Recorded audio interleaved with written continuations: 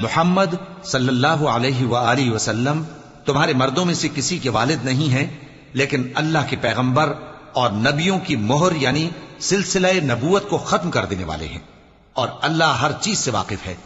اے اہل ایمان، اللہ کا بہت بہت ذکر کیا کرو اور صبح و شام اس کی پاکی بیان کرتے رہو۔ وہی تو ہے جو تم پر رحمت بھیجتا ہے اور اس کے فرشتے بھی، تاکہ تم کو اندھیروں سے نکال کر روشنی کی طرف لے جائے، اور اللہ مومنوں پر مہربان ہے۔